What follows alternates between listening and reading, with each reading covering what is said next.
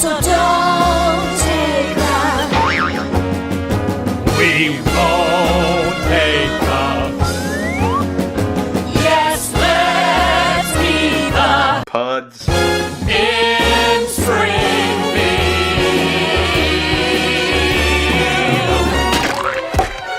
3 years ago, I would have been one of those furious people. Saying, Yeah. what are you saying yarn for? You want to be American. Well, it's not that. It's just that it's actually a handy word to delineate a certain product. What is the distinction between yarn and wool? Wool's made from the sheep stuff, and yarn is acrylic or polyester. Oh, okay then. Yeah. So you see, this podcast is educational as well as insipid and vapid. Well, there's our first t-shirt. All right, episode 10 Episode 10. of Pods In the key. of Springfield. The podcast about The Simpsons. our podcast. Yeah. I think this is the first recording we've done since we actually released something. So as of right now, the first episode is out there, and the response has been whelming. In that it has been neither over nor Not underwhelming. It has been whelming. Which means a good, I handful like of people have listened, and they all seemed to like it, or at least were polite enough to say that they liked it. Yeah. So if you're not polite enough to say that you like it, maybe don't get in touch with us. Yeah, because, we're probably not going to change that much. No, and also we're both very fragile. Yeah, like, quite genuinely, actually. I am quite fragile. True. So what did we watch tonight? We watched the first Treehouse of Horror, Yes. and we watched 2 Cars in Every Garage and 3 Eyes on Every Fish. Episodes 3 and 4 of season 2 Of The Simpsons. of The Simpsons. So what really struck me tonight, and this should not be a surprise, because Because it was a bolt of lightning, and that's why all your clothes are black and there's smoke trailing out of your head. You were struck by a bolt of lightning. yeah, sure. Sure. The riff didn't work. That's good enough to leave in, though. The Hello thing that to really hit James me- at the editing desk. the thing that really hit me, and again, this should not be a surprise because I've watched The Simpsons many, many times in my life. I love it deeply. But still, I found a lot of the notes that I took tonight just said, this is really fucking good. This is great stuff. I'm enjoying this a lot. Yeah. And Yeah. maybe that's just because season 1, we've always known season 1 is not as good Mm-hmm. as Troublesome. what comes after it. So the typical sort of thought process on The Simpsons is that seasons 2 to, I want to say 8 are the really great seasons. Sure. And still, the jump between 1 and 2 is really pronounced when we're watching it this slowly and we're taking notes and we're looking for interesting things. Mm. It's fucking massive. Season 2 is night and day. I'm not sure which is better. Which is better, night or day? Look, each one has their own specific charms. Yes. Day, you're less likely to get stabbed. Night, you're more likely to get away with stabbing someone. Do you have the statistics to back this up? No. Sorry, I wasn't expecting. I didn't realize I'd have to show my. I wasn't expecting you to slap a citation needed sticker on me. Nick, have you been stabbing people? No. Okay. No, I haven't been stabbing anyone. Okay, you just want to not riff on this. You want to clarify for legal purposes that you have not been stabbing people. Yeah, I mean, I tried to make a joke. I tried to make like a silver lining in every cloud kind of situation, Well, you And had I a went- stab at it. Anyway, so, Treehouse of Horror. Ladies and gentlemen, podcasting is concluded. That was the end of podcasting as we know it. Treehouse of Horror, the first episode we looked at. This is the first of what would now be 27 of these fucking things, I guess. I can't dispute that. They keep doing a new one every year. This time, we open with Marge walking out onto a stage and doing a little introduction, warning us that tonight's episode is very scary. Very scary. And if we have any kids with, weak little hearts, send them to bed. They would be up for this. Yeah. Yeah. Which my first thought when watching that was, it seems now, with our cynical 2017 brains, it seems incredibly earnest. Was it a piss take then? I think in this very first Treehouse of Horror was actually genuine, on my understanding. You know how I feel about people being genuine. Yeah, or Genuine, your least favorite rapper. Jump Genuine's a on rapper, in, isn't he? let's do it. Ride my pony. You're doing like the little dance as well. Yeah. Yeah, no, I was doing the little dance. But my understanding is... Little treat there for anyone that's a video subscriber. Yeah. We don't have a video element to this podcast. I mean, we are videoing them, but it's so that we can watch them back and Mostly, have a little chuckle. Mostly so I can review my dances. So, Marge does her intro, and this one's very sincere. My understanding, having listened to the audio commentary on this episode some 15 years ago and somehow still remembering fragments of it, is that they did this sincerely thinking there was actually a chance people would be scared, which is why we've been putting those disclaimers at the front of our episodes. We have been doing that, right? Yeah, they've all been going up. Yeah, I mean, I haven't been listening back, but I'm sure that's the case. And I've recorded every single one of them on a stage in front of a red curtain in a spotlight for some reason. Yep, just like the scene in Mulholland Drive at Club Silencio. Sure. Sure. If you haven't watched Mulholland Drive, very good movie. So, yep, that happens. Didn't Elvis live on Mulholland Drive? He might have, I don't know. Is it a movie about Elvis? Is it Mulholland Drive is... I mean, Mulholland Drive is a movie about many things. Elvis may be one of them. Okay. Sorry. It's honestly hard to say right, okay. what Mulholland Drive is about. It's about the artifice of Hollywood in some ways. It's about... I'm not going to get into Mulholland Drive too much because I could talk about Mulholland Drive. Should we talk about Mulholland Drive? Well, I guess I want to know, is Marge's thing, is that actually a Mulholland Drive reference, or were you just drawing similarities of staging? Well, Mulholland Drive came out in 2001, so it's unlikely. I can see that would create some difficulties. Anyway, we get into the episode. Sure. We get the pan over the graveyard, and we see that in this universe, both Garfield and Paul McCartney are dead, which is very interesting. Paul McCartney will pop up in a later episode, so who knows what that's about. Yeah, that's interesting. And as we know, all stories in here are canon. They are part of the universe. This is definitely all happening. Definitely all happening. I mean, that seems fair to say, right? Yes. Yeah. So... should we move through section by section? Because I'm looking and we've already gone on for about 20 minutes, I feel. Yeah, I think on. we should go through section by section. So the first section, Bad Dream House, which is basically the movie Poltergeist, but without a haunted TV, which was kind of the main thing about Poltergeist, but that's fine. That's the one with the Japanese girl with the long black hair that comes out of the screen. No, you are thinking of... Nightmare on Elm Street with the guy in the dreams. You're just expressing it very poorly. Oh. Yeah.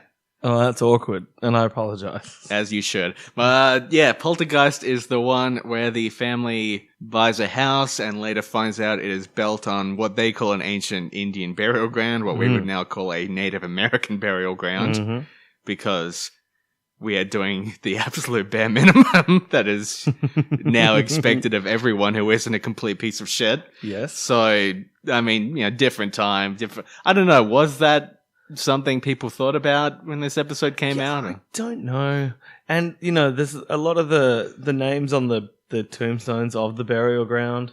There's Crazy Horse and then there's Not So Crazy Horse. I'm like, I don't know where the line was in 1991. I don't know where the line is now. Yeah, we're getting ahead of ourselves a little bit there, Sorry. but that is interesting because then when they go into the basement and they see the tombstones, having a look, as far as I could tell, Not So Crazy Horse was the only one that was a joke.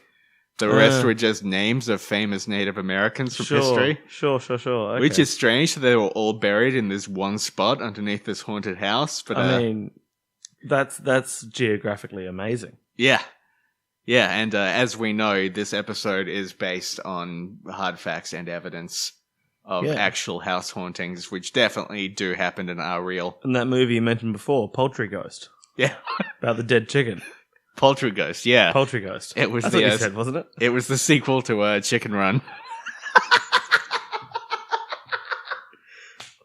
Thrust! You need more thrust!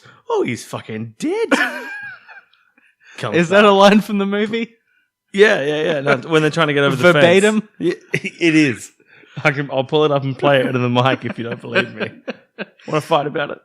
So this episode is about an evil house. Well, this section of the episode is about an evil house. Yeah.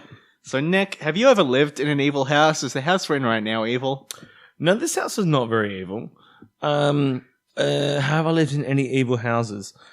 See, it's hard to say because I tend to be immune to things like ghosts because I don't think they're a thing. And because you bought that ghost immunity juice that you drink every morning. To be fair, since I started drinking the immunity juice, I've not had a single interaction with a ghost. Yeah. So, which to me is hard proof. Ipso facto. Yeah. No more ghosto. Is I believe their slogan. That's good.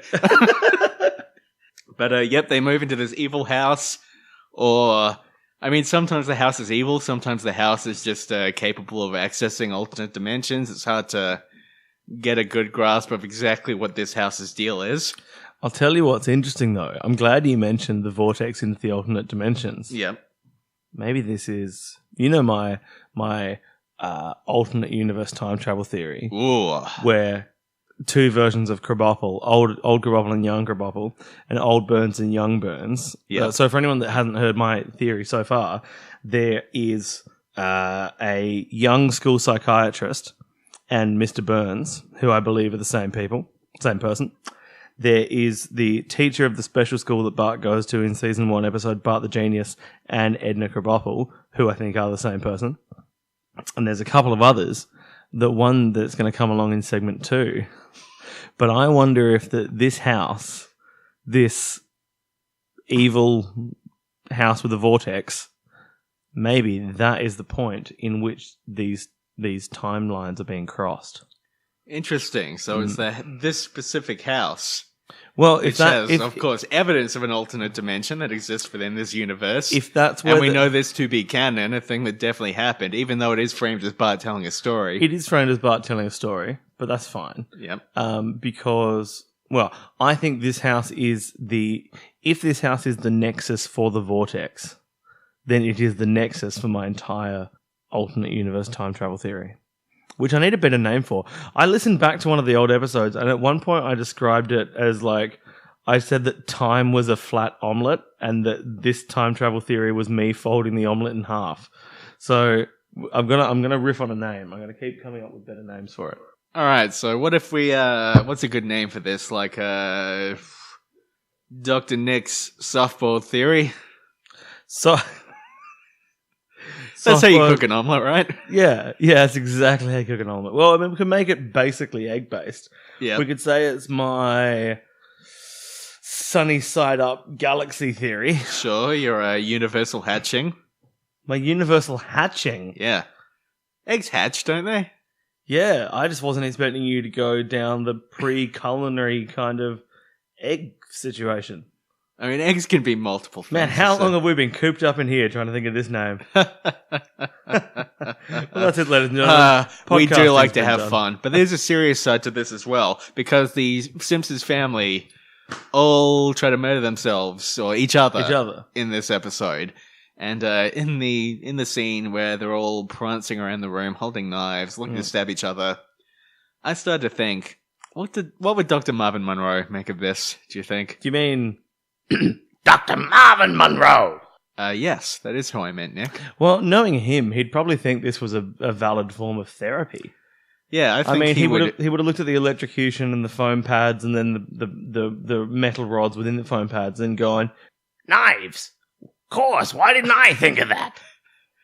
When you do these brief Marvin Monroe voices, you get a sense of why they cut the character out of the show entirely.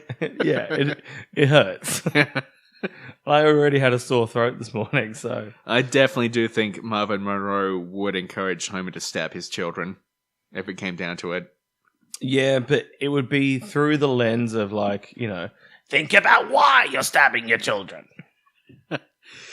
And he's all Jack Nicholson in The Shining in that scene, which is a whole thing that's probably not worth getting into because we're already going over time, I think, in this. First third of the first episode.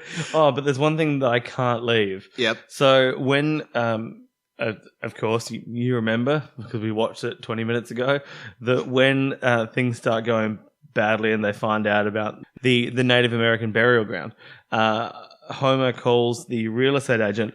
And by the way, it's clear that they all got out of bed at some point to go dance around the room with the knives. Yes. So we're looking at, 1 o'clock, 2 o'clock in the morning? Oh, yeah, at least. And Homer got straight through to the real estate agent. And the phone call starts with Homer saying the real estate agent's name, which is Mr. Plute. Mr. Plute. Have you got any notes about Mr. Plute? Well, the note I have on the page simply says, Mr. Plute, Nick very excited. I was. I do have a thought, though. I've got a thought as well. We never find out Mr. Plute's first name. Normwatch. Normwatch. Were you going down a Normwatch route? Oh, I was going down I've got written here, Normwatch ? Because I think Norman Plute. Norman Plute is a lovely name. That is a completely buyable name as a real estate agent. And, I mean... For those just joining episode 10 for whatever reason, Norman, in the very first episode, Homer greets during the little whatever play they're going to at the start. Elementary school play. And then Norman disappears from the show, and Nick is very suspicious about Norman and the influence he may have over events following this, or just his background existence. I just want to keep an eye out for him. I just want to know where my local Norm is at all times. And so far, I think that Mr. Plute, Mr. Norman Plute, is the most viable Norm sighting in my 10th installment of Normwatch. You know what? I think you might be onto something. I think we should definitely be on the lookout for a Norman Plute in future episodes. In real estate. Yes. Yeah. So when is that real estate episode? Like season 9, I want to say? Yeah. So if Norman Plute pops up in, I don't know, like 4 years' time, when we get up to that episode, we have to pay attention to that. I'm looking forward to it. The house eventually kills itself because it doesn't want to live with the Simpsons after Marge inexplicably insists that they continue to live there, even though she's been fighting the whole segment for them to leave. Which is odd, but, whatever. That's fine. Lisa makes some pithy remark. And we get into the next section, Hungry Are the Damned. Yes. Which I'm pretty sure was a Twilight Zone episode and then became an episode of The Simpsons, essentially. Sure. This one is about alien abduction. So, of course, my question is, Nick, have you ever been abducted by aliens? No. No? I know a song about it. Okay. Is it I Ran So Far Away? Oh, no. Because that song is about alien abduction, apparently. It's from apparently that whole album was a concept album about alien abduction. Right. Or so I was told 9 years ago by a man that I consider relatively trustworthy on these things. So I'm only just now realizing how spurious my referencing is. Wasn't Scott, was it? For that, it was not Scott. Okay, good. It was a man named Daniel. Not the Daniel you're thinking of. No, different Daniel. Different Daniel. Yep. Okay. No, I haven't been abducted by aliens. Okay. Partly because I'm immune to them. Because I don't believe in them. Oh, is this because of that, what was the thing we established that you have earlier? Some sort of ghost powder? I've already forgotten our own riff. Oh, that bodes well. But, some aliens show up. They abduct the Simpsons. And they seem like they want to eat them, but they don't want to eat them. That's basically it. Yeah. And that's a premise that gets stretched out for like 8 minutes. And it's pretty good. It's pretty good. No, sorry, I didn't mean that to sound diminishing in any way. It's good. Yeah. Also, step in to the sunny shores of Nick's sunny side up galaxy alternate time travel theory. Dun dun dun. Oh, we've got a musical sting now, do we? That's the noise of an elevator opening. But I don't know. I guess it could also be a musical sting. Sure. Well, get ready, because see this omelette that is time. I'm about to flip it and create an alternate parallel crossover delicious universe. Bit of bacon in there. It's gonna be great. How about some chorizo?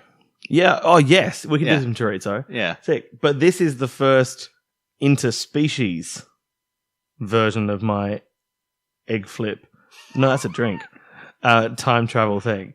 Your egg flip, no, that's a drink time travel thing. Yes. Yes. So Kang and Kodos, Yep. alternate Skinner and alternate Sideshow Bob.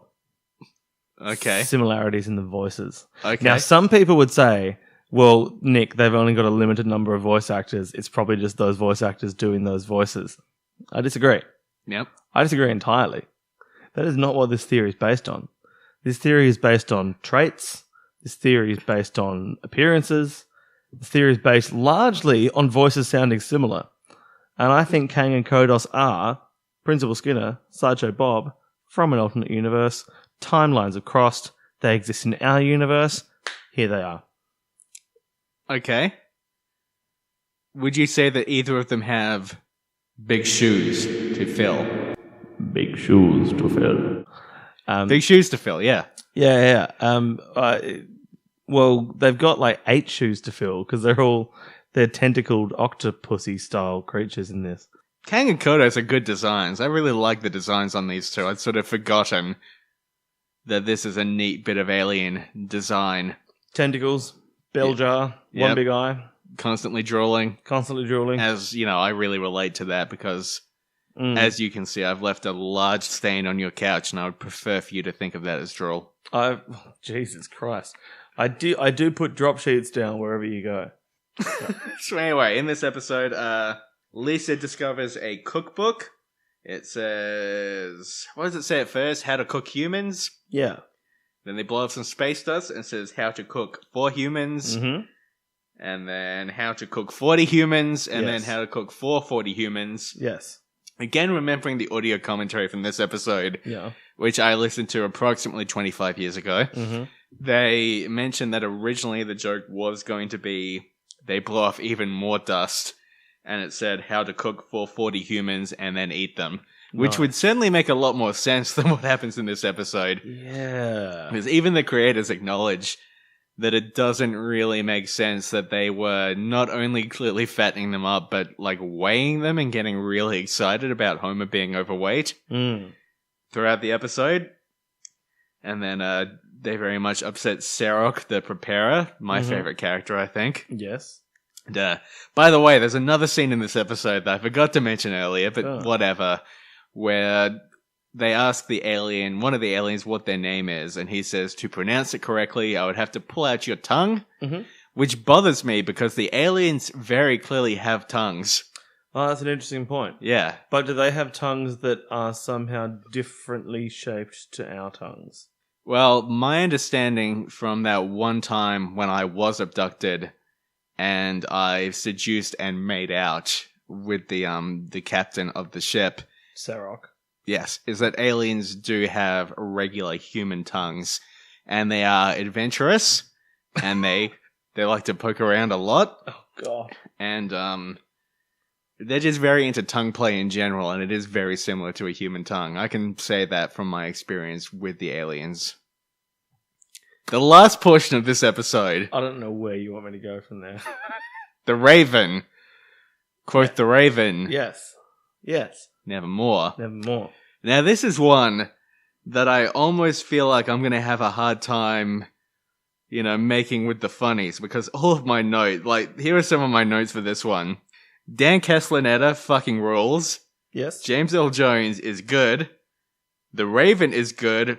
I wish they did this every year because it fucking rules. These are my first 4 notes on this segment. I really fucking like this. No, it is. Just completely It is unironically and just think it's beautiful and awesome. Totally. And it's all canon, so I wonder where it fits within the world of The Simpsons. When did this happen? When was Homer married to a woman named Lenore who looked identical to Marge It's a very good and question. then died? It's a very good question. When was Bart a bird? Well, it must be through the vortex. Because actually... The vortex! Because Homer is in his chamber, is in a very grand, stately home, quite similar to the home from the first segment. It must be timelines crossing over through the vortex again, and we are seeing Homer married to Marge, kids and family, Yep. and then in the same universe with the flip of the omelette, bit of a sound effect there for anyone playing along at home. That wasn't an omelette, it was my hands. And I didn't flip my hands, I clapped them. But with the flip, there is then Widow Homer widowed from Lenore. That's not Yeah. the correct verb for that, but that's fine. Widow after deceased Lenore died. And then, Bart's a little bird. So is the implication here that Edgar Allan Poe crossed through this vortex into the other dimension way back whenever he was around, and then he came back through into our world and wrote the stories that he had witnessed within the other dimension, and now part of our understanding of this other dimension comes through the writing of Edgar Allan Poe. He wrote this, he wrote about that heart that kept beating, and that pendulum in that pit. I can only say yes to all of those suppositions. Question about the Raven, because you know the literary work better than I do. Sure. Does the Raven by Edgar Allan Poe contain a sick choreographed fight scene? Well, I mean, most great literature works do have a section where a large man has to fight a little boy. See, who's presented in the form of a bird. I never found that with Robert Frost. It's one of the reasons I don't like Robert Frost. And that has made all the difference. That's how that poem ends, the one about the two roads. Oh. Well, the only Robert Frost poem I remember is... Well, actually, no. I remember studying, 3 Robert Frost poems, and they were all about snow, and I was like, we get it, dude. We get it. Nick, you just thinking about Frosty the Snowman? Yeah. Are you confusing Jack Frost with Robert Frost? Yeah, Robert Frosty the Snowman. That's a thing, right? And he makes those ice creams, the Frosty Fruits. And he has many miles to go before he sleeps. Yeah. Yeah. Are you thinking about the movie Frozen as well? Mate, I'm always thinking about the movie Frozen. What was the name of the snowman in that? Robert? Oh my god. This is another omelette egg flip moment. No, it was Olaf, and don't you dare get Frozen facts wrong again. So, one thing that I really like about this episode is that even though it's spooky, nobody dies, we don't go into any sort of death dream stage. Refreshing. Has that been a 9-episode run up to that conclusion? Was that your super long play to get to there? Because if it was, well done, sir. It only took you 9 months. Are you telling me I should drop that whole theory after this episode? I think that makes most sense for the timeline. You can keep whatever theories you want. I suppose we should move on to the next episode. 2 cars in every garage and 3 eyes on every fish. Yep, a long and complicated name for an episode that is terrifyingly relevant to the modern day. Yeah. Well, I mean, the bit that caught me as most relevant, this is out of order, but I think it's interesting because you mentioned the relevance, is that as a joke, they have Burns doing there's a very short little clip of Burns doing a press stunt featuring a tank, and today, Malcolm Turnbull, the Australian Prime Minister, did a press briefing in front of a tank surrounded by guns. Yes. Fuck. What? Jokes from 20 years ago, and now things that are happening in politics. And that's just in Australia. Yeah. Have you seen what's happening in America? No, what's happening in America? Oh, everything's mostly fine. Oh, okay. Thank God. Yeah, no, thank Obama. Yeah, okay. Thanks, Obama. Yeah. So, I feel like we probably have quite a bit to say about this episode. Stacks. My first note on this one just says, Season 2 is so good, what the fuck? So that sets the pace. I thought this was a really fucking great episode that I have a lot to say about. Start off, we get the chalkboard gag. Yeah. Where Bart has written, I will not Xerox my butt. Sure. Which I'm going to use to segue into asking about these patterns you have printed on your walls in the house we're currently in. Because I have been wondering, it just seems like this is a good time to ask about all of these prints on your walls, because they have struck me as odd. You know how there's that famous cafe in New York where they have pictures of famous people up on the walls and the famous people sign them? The black and white photos. I forget the name of the cafe, but it's like, Rubens or something. These are the prints of my guests. Okay. I mean, there's about 6 photos of my ass on the wall. Yeah. Yeah. Yeah. And I don't know when you took them or how they got there. Well, what I'd like to point out is that I did not Xerox them because I don't believe in what I call proper verbs. I photocopied them. Oh, okay. I mean, that makes it better then. No one's with me on the proper verbs thing. I've literally tried to get that going for 6 or 7 years now. You've tried to get it going. Yeah. In what context? I have a friend who is a linguist, and I've said to her, hey, can we get the phrase proper verbs going for when, like a proper noun is a noun that takes a capital. Yeah. Why not proper verbs?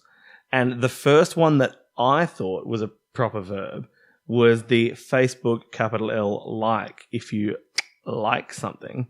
And then I said to a linguistics community that I found on Twitter, hey, is this a thing? And they all came back saying, oh, but what about Xerox and FedEx and this, that, and the other? And I'm like, no, but those are all nouns that you're using as verbs. That's another thing that I don't like. Yep. Anyway, this is going nowhere. It doesn't matter. You brought this up as like a thing you're trying to get going while at the same time saying you don't believe in it. Yeah, it's complex. It's real complex. So anyway, this episode, a brief overview. Mr. Burns runs for governor after a 3-eyed fish is discovered in a lake. They're trying to shut down the power plant, so to avoid that, he decides to run for governor. He doesn't win, and yet somehow everything is fine at the end anyway, but that's not anything. We'll, Quick question. Yep. They were, in the safety inspection of the nuclear power plant, there were 342 violations. Yep. The Simpsons live at 742 Evergreen Terrace. Yep. Is there a link there? 342, 742? Ooh. See, I've been watching a lot of Twin Peaks where numbers are very relevant and important. Sure. So what I'm thinking is that when Mr. Burns visits the Black Lodge and... Is this a Twin Peaks thing now? Oh, it is? Oh, okay. You've opened the floodgates now. Oh. You know what? Let's not go down there because everything I want to say would just spoil the new season of Twin Peaks for anyone who hasn't seen it. So okay. Well, in that case, I'll wrench my head from out my hands. The opening scene of this episode, Bart and Lisa are fishing at a lake with sticks. Oh, yeah. I've got a few thoughts on this. First of all, they're there. A newscaster pulls up, gets out of his van, and comes to talk to them. Mm-hmm. Is this news? The 2 kids are fishing by the lake? The ridiculous thing is, he goes down and it's just like, oh, well, I spent a lot of time out of town, and then they catch a fish. Where was he going with that conversation? I spent a lot of time out of town. It'd be real nice if someone would take me in and give me a nice place to sleep. Like, what was this guy's end game here for this 10 and 8-year-old? I mean, this really is just a mysterious man drives a van up to 2 children. He steps out. Says he's a reporter only as a cover for the several cameras that he's got strapped to his waist. Yep. I mean, this is probably a bad message for children. If a man gets out of a van and just says he's a reporter, even though he seems to be alone, and there's no other adults nearby, don't trust this man. Certainly don't... Don't discuss fishing tactics with him. Yeah, don't engage with him on any level. Certainly not on fishing levels. It does turn out he's a reporter, of course, and he just happens to be there when a story breaks. Curiously, one that's about fishing. Yep. The other thing that I was thinking... Maybe our advice needs to be revisited. I don't know that it does. Oh, okay, sorry. Beyond the just weird framing of this with the guy just pulling up and talking to them, this seems very interesting to me because it's meant to be that the kids are fairly modern. Like Bart is saying, I'm Bart Simpson, who the hell are you? And the guy's saying, in my day, we didn't talk to our elders that way. At the same time, now in the year 2017, this is an incredibly antiquated moment of these where 2 people kids go fishing. just by a lake, just fishing with these sticks. Yeah. Yeah, it's a really good point. Yeah, so it's this, I guess now it just seems like a very weird mix of like that, what that reminds me idea of modernity. Yeah, it reminds me of when you watch the Looney Tunes cartoons from the 50s, like the original Bugs Bunny stuff, and seeing the 1950s version idea of what the year 2020 will look like when they do like a space thing, like Marvin the Martian or Duck Dodgers in the 24th and a half century, that kind of stuff. A 1950s idea of the future looks old. Yeah. And similarly, a 1991 version of the present looks old. Well, that's not as groundbreaking a theory as I thought it might have been. So I really love that in the movie Alien as well, which came out in 1979. And it said in the future now. So all the stuff they have is futuristic. They're flying around in spaceships and exploring other planets. But all of the technology on the spaceship looks incredibly outdated. Oh, it's mostly just calculators. Yeah, it's just a bunch of cats and calculators strapped together. What are the cats there for? Because they have cows, so they need to tape a bunch of cats together. Oh, sorry. I thought you meant that just like they're on spaceships and they said, "What are we going to put this calculator on? Why not strap it to a cat?" Actually, one of the main characters of the sequel is a cat, whose name is Jones, I believe. What? Are you talking about Red Dwarf? I wasn't, but we can if you want. I don't remember much about Red Dwarf. And I've never seen it. But if you want to chat about it. Anyway, in this episode, we get Mary Bailey and Mr. Burns both running for governor. Sure. Mary Bailey, who, for some reason, she has one line in this episode, and then she comes back in, like, season 15. Or so. There's a scene that she's in. I've forgotten most of the details. I just thought that was interesting. Again, I remember them talking about that on the audio commentary for this episode. On this specific episode of the podcast, I remember a lot of details from audio commentaries I listened to a long time ago. This is the audio commentary episode. Yeah. Should we do... No, we shouldn't do one of those. So yeah, we get Mary Bailey. If the people want it, we'll do it for them. No one's gonna want it. We get the most explicitly political episode of The Simpsons so far by a pretty wide margin here. We get we get Mr. Burns, the tyrant, rich magnate who garners popularity largely by insulting his opponent and pushing for one or two issues that are not particularly well thought out. Mm-hmm. And then we get Mary Bailey, who seems well-meaning in a lot of ways, but is sort of toothless in her rhetoric. I mean, that doesn't remind me of anything really, but, you know, maybe you have some thoughts on. Well, it's definitely nothing like the current political climate. Yeah, I mean, no part of this reminded me of the 2016. No, wait a minute, it's the other way around. Everything about this reminded me of the... I get those two confused sometimes, but it was everything instead of nothing. Yeah, that is confusing. Yeah, so there was a... Especially when you went in for that surgery and they said, "What do you want me to remove?" And you said, "Everything." I mean, that didn't make any sense. Cut that when I went into the surgery and asked for everything to get removed? Don't know. I was aiming for that to be a funny juxtaposition, but why would you... The logical juxtaposition for that is you were supposed to walk into a surgery and ask for nothing to be removed. It doesn't make sense. Fuck. So, my question for you... Can't wait. After watching this episode... That one. Which one? 2 cars. Don't make me say it. 2 cars in every garage and 3 eyes in every fish. Do you think Mr. Burns could become president if he wanted to? I thought he already was president. Okay. Of the United States of America. Huh.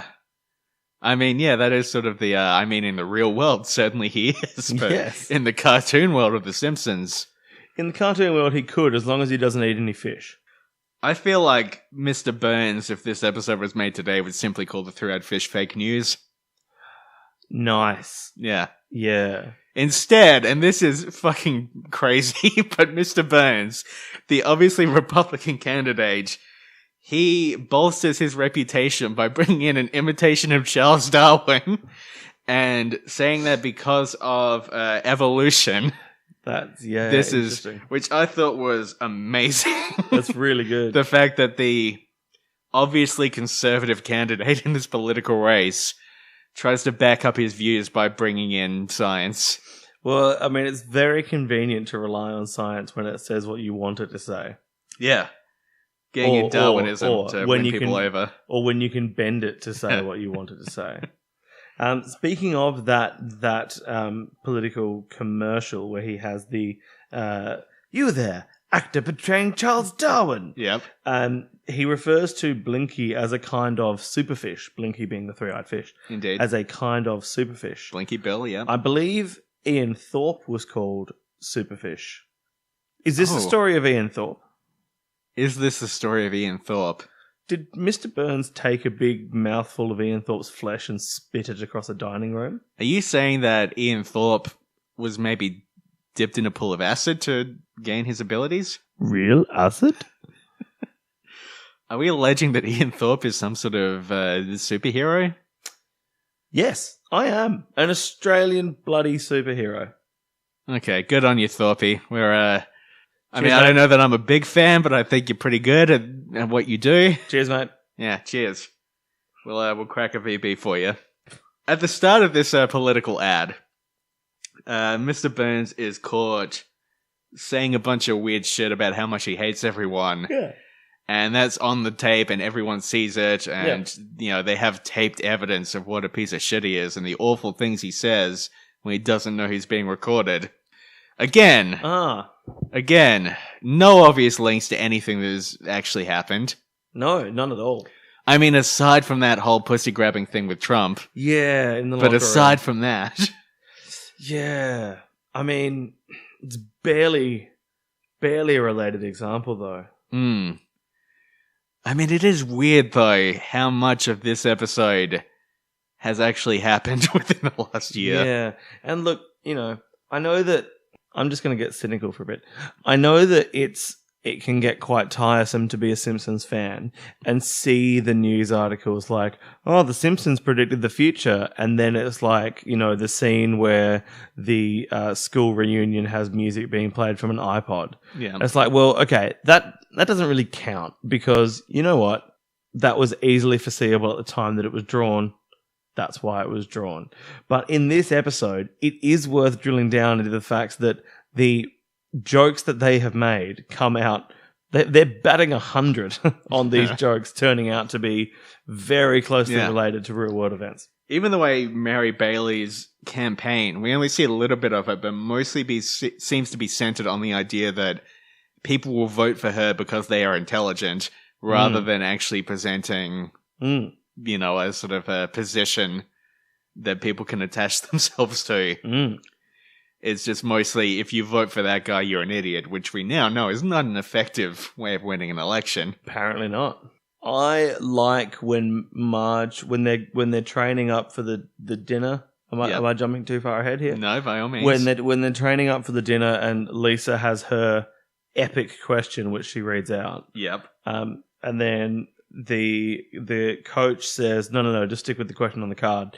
I like that Marge says, I think the non-card question is a valid one. Yeah. And there's part of me that wants to get that printed on a shirt and then just go to a recording of Q&A and just sit in a particularly visible spot with this big shirt that says, I think the non-card question is a valid one. And the question that Lisa asks is something about whether Mr. Burns is worried that his policies are going to destroy the environment and leave the world like a tattered shell. Once again, not at all familiar to current daily events. Yeah.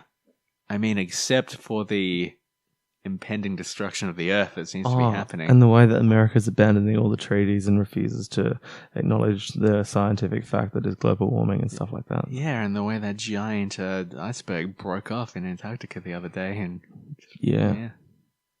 We might be in real trouble. You and me will be fine. Yeah. We'll just sit here in our hole of butts. Now I get it. Oh, it's a hole of butts. Oh, shit. Homer is an idiot in this episode, but doesn't quite grasp that he is being an idiot. Sure. Which is I feel like the show maybe lets him off the hook a little bit. I mean, in this episode, Homer and Marge are supporting different political factions, and Marge seems to have actually put some thought into why she supports Mary Bailey, whereas Homer is doing it out of grim convenience more than anything else. Mr. Burns is his boss. He thinks that he has to support him, and on some level, I guess he kind of does to maintain his job. Sure. I mean, there is a real tension there, which is interesting because I know in the lead up to the election and the aftermath of the last American election, I have read stories about like couples who have been together for a long time divorcing because of their different political beliefs and that sort of thing. It's been a...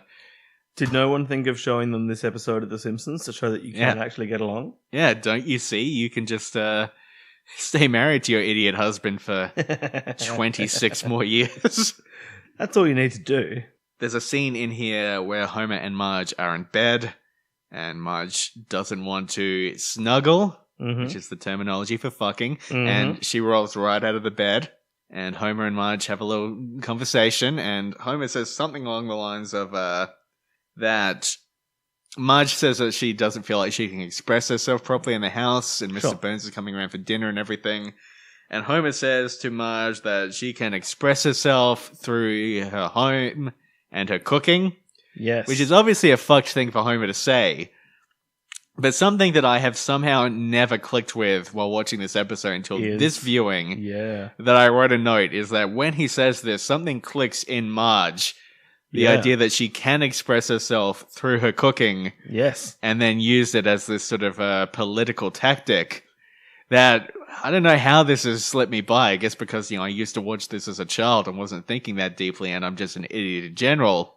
Oh, I wouldn't go so far as the last bit. But fuck, that's clever. Just the way that Marge has this moment where she realizes, that's right, I can cook Burns a meal that will lose him the election, because she ends up cooking him that 3-eyed fish. Yes. For anyone who inexplicably has not seen the episode and is now listening to us prattle on about it.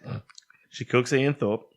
Yes. And Mr. Burns, who brought Noodle Koodle to the dinner. I'm just going to have a quick look to see if that's a real dish. Okay. Noodle Koodle. Is this a segment of God. Nick's Googling? What have you got? What unrelated Bible story have you got this time? Noodle. There's a thing coming up, Noodle Koogel. Is that what he says? Kugel. Koogel. That might be it. I've always heard Noodle Koodle. I've always heard Noodle Koodle too. It is a... Noodle Koodle do. Is there a rooster in the room? Get the rooster out of the hole of butts. It's like a Jewish lasagna made with macaroni, apparently. A Jewish lasagna? Oh, well, from what it says here, hang on. Jewish noodle pudding, but pudding in the non-sweet sense of the word. Okay. Also, I was looking up anagrams for Mary Bailey to see if... Why?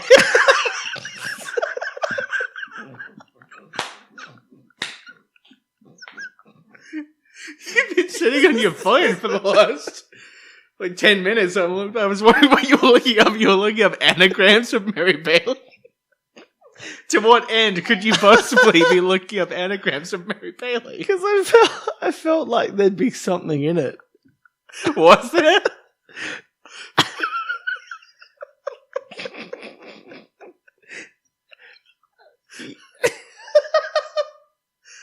Amiably Rye. Amiably Rye, did you say? Amiably Rye. Amiably. R-Y-E, Rye. All right. I'm not sure where that took us. Mary Bailey. You were so intent on your phone there. Mary Bailey just felt to me like two words that would have an anagram in them. I mean, I would definitely, if I was associating her with any kind of bread, it would not be rye. It'd be plain white bread. It'd be plain white bread. It'd be like a roll of like a Tip Top. Maybe not Tip Top. Maybe like Helga's at least. But if someone offered her rye, she would take it amiably. I mean, that's not proven in this episode. Maybe once we get up to the later episode she's in. Maybe. Some people will say, rye, Miss Bailey? And she'll say, yes, I'll accept this amiably.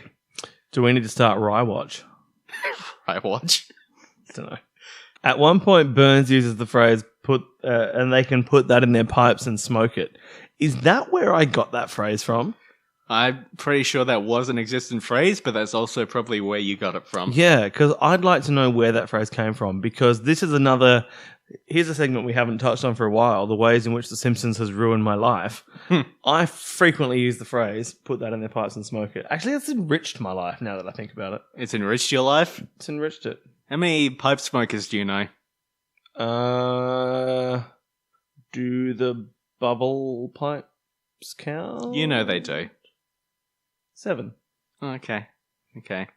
One, Is that where you go on one guy, Thursday nights? One guy that smokes one of those blowing bubble pipes. Yeah. And 6 people who do ice. Okay. So Marge defeats Mr. Burns by cooking him the 3-eyed fish, which Burns cannot stomach. Mm-hmm. Do you think it would be that easy to take down a real political demigorgon? Demigorgon? Demigorgon is the monster from Stranger Things. Well, I'll tell you exactly how you take down, in a culinary sense, Yes. especially if they don't like blue cheese, you get some demigorgonzola, Okay. and you take that demigorgon right the fuck down. Oh, okay. No, I'm just going to make a note of that, sorry. Demigorgonzola. I'm actually scratching little notes on my page, but it wasn't making as much noise as I was hoping. I thought the mic would pick up on it. I apologize. Demigorgonzola.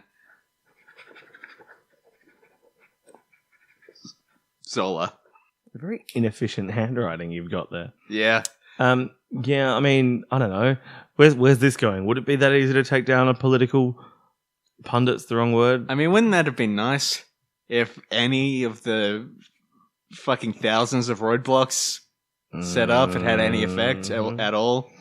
But Teflon Don just glided through them all. On any of the maniacs currently seizing the means of production around the world? I mean, we tried to knock one of them out with onions, but it turns out he just fucking loves biting into them. Yeah. And he just, he got replaced by some other guy they found in the onion field. I enjoy the onions. That is, if you're not Australian, 90% of Australian politics is onions and how fast you can scull a beer at the cricket. That's a good point. My final note for this episode is that when everything goes wrong for Burns, he encourages people to work harder. His campaign team to work harder to fix the problem. And he tells Smithers to go and boil some coffee. It's a nice little detail showing that Burns does not know how coffee's made. That's true. We find out in Homer the Smithers much later on that Burns has no idea how to make coffee. Coffee. How to make coffee. Yeah. Coffee. Yeah, sure. The other thing. Sure.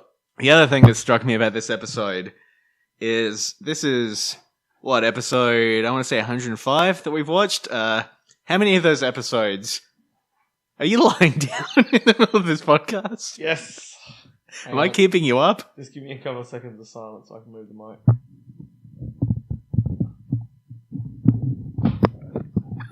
Alright, I'm now lying down. Alright. How many episodes now have ended with Marge lying in bed comforting Homer over something that was not really the focus of the episode? Because this ends with Mr. Burns tells Homer that, his life is forfeit, he's going to ruin him. And then Marge tells him, you've got very simple wishes. Nobody can take those away from you. I mean, this episode was not really about Homer going through something. Yeah. And Marge needing to be supportive of him. If anything, Homer was the unsupportive one in this episode, and Marge is the one who should be given some level of respect and comfort at the end. Absolutely. I suppose the interesting thing that about this is that when we got to the end of the episode, you asked me that question, how many episodes have ended like this? And I did nothing to find out how many episodes so far have ended like that. So I still don't know, but I'm saying it's a very high percentage. It's at least 3, I think, because there was the last episode of the season where Homer worries that he's an idiot. Yes. There was the Bigfoot one. Yes, when it happens. There might have been others, I don't know. Hmm. But it is odd. Hmm.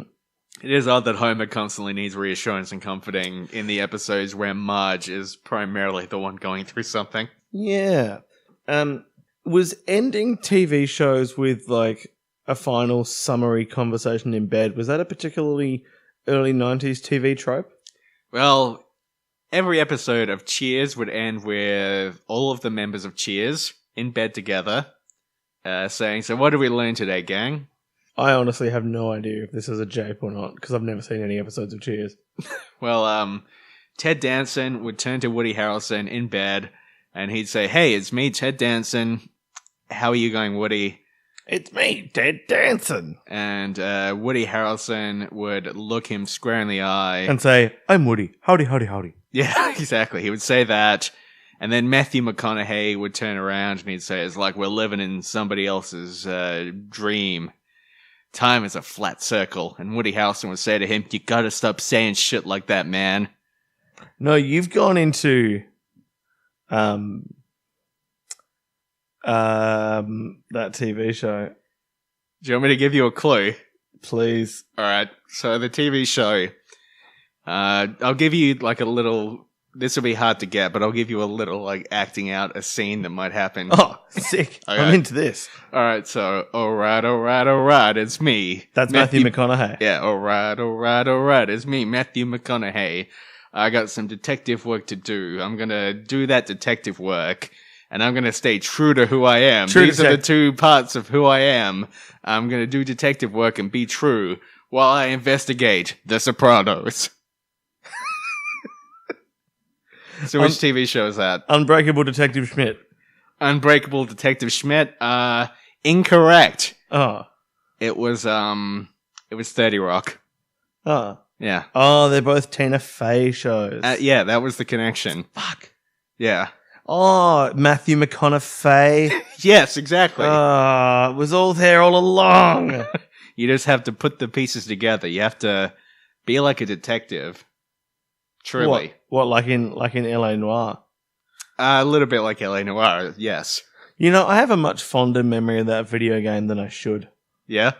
Like I have just like sometimes I think about it going, man, that was a good game. It was a good game. Was it? Yeah. Oh. No, like genuinely, that was a good game. Made by Team Bondi Oh yeah. here in Australia. Well then in that case, I find myself in the weird position where I remember the game as being good, and I naturally assumed that I was wrong in that memory, and therefore I've been discrediting a game that is actually good. I feel weird about that. More than once. Or maybe it was just once. It might have been twice. Because I work as a games journalist, I have met some game developers. Sure. And there have been times where I have met people who worked on LA Noire while I've been a bit drunk. And I have said to them, "Hey, your game was really good." And I say that genuinely. I'm a bit of an arsehole. I don't like a lot of games. So you know this is a real compliment. I thought your game was genuinely good. And how does that go down? Generally pretty well, although I tend to oversell it a bit, frankly. Ah. So I think we should probably wrap up this episode of Pods in the Key, etc. I was going to jump in and finish it, and then you just bailed on etc. It's done. So season 2 has been really fucking good so far, I think. Yeah, totally. Yeah. Do you know what's next in season 2?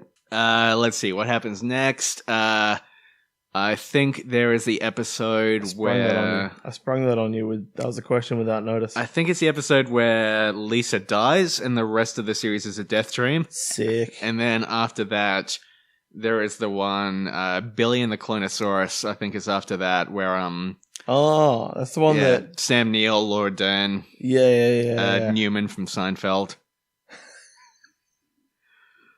All right, so that has been episode 10. Hey, speaking of Newman from Seinfeld, Yep. do you reckon that we should do a trilogy movie series where Newman from Seinfeld becomes a vigilante hero that a town doesn't necessarily want, but it's the one that they need, and we call it the Wayne Knight? The longer that went, the more certain I was that the punchline would be disappointing. And then we have the Wayne Knight Rises and the Wayne Knight Returns. Jerry, where is she? Who was that an impression of? That was me trying to do Newman, but like a frenzied Newman. Hello, Newman. Yeah, that'll do. All right, so that was episode 10. Hello, Newman. So Hello, thanks Jerry. for listening, everyone. We are on Twitter at Keith Springfield. Keith Springfield. I assume by now I will have made a Facebook page as of recording. I have not, but Sure. by the time you're hearing this, it's just about 2 months after right now, so I probably will have done that at some point. We're probably not anywhere else. Find us on Twitter. All the links to everything are on there. I said the links. You're already listening to the podcast, so already you have those links, I suppose. You've done well to get here. Yeah. So I have been James. I am JICKLE on Twitter. And you are... I have been and will continue to be Nick Ibis on the Twitter. All right. So, woozer wazzle to all of you. And to all, a good night. Where is she, Jerry? Sounds nothing like Queen Night. In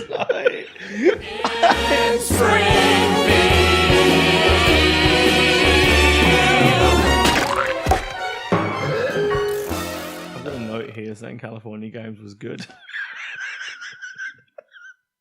Why? Because I just wanted to mention how good it is. Is that just a thought you had during the episode? Yes. I wrote 6 notes, and one of them is, have you played Atari? California Games was good. I don't understand how to do this podcast.